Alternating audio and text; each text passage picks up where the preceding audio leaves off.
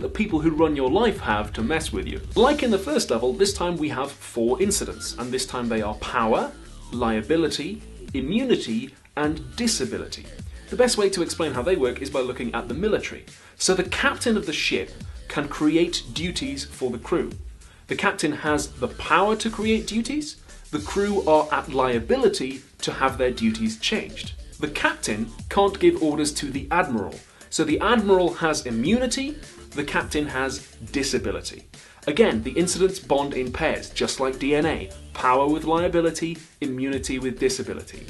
And that, boys and girls, is the Hofeldian analysis. Now, if you're very clever, you'll already have spotted that I used the word duty a lot back there. Like if I have a claim, you have a duty.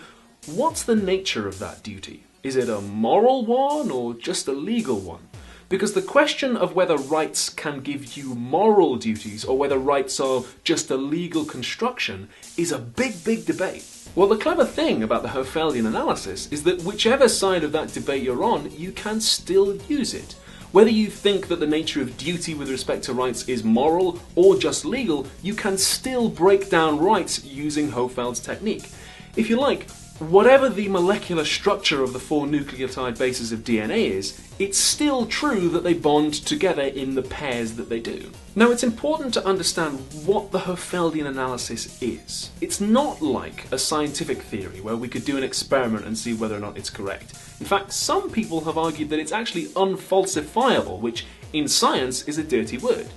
Hofeld actually defined human rights as having these relations and having these incidents. So if we want to know whether his idea was any good, we need to ask, is it useful for understanding the way we use and talk about rights? Earlier on I said that the Hofeldian analysis is widely accepted, but not universally. Some philosophers like Honora O'Neill and Brian Kinting-Ho think that it has its limits. They think that there are some rights which can't be broken down into that 3-part relation with the 2 people in the action, the Christmas cracker model. We'll have to go into the specifics of their ideas another time, but Brian was actually one of my lecturers in the philosophy of law, so the cutting edge of legal philosophy, even though the Hofeldian analysis has stood for almost a century, might be about to tell Wesley Hofeld to jog on. Shut up, Wesley! What do you think? Is the Hofeldian analysis useful for understanding the way we talk about human rights?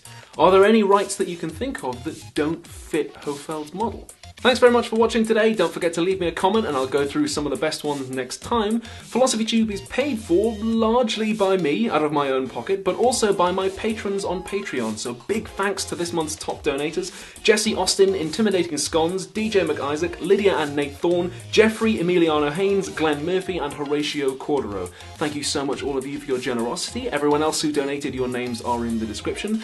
If you'd like to donate to the show, I would really appreciate it. You can earn rewards by doing it. If not, I totally understand. That's totally cool. And I will see you in the next episode. Bye!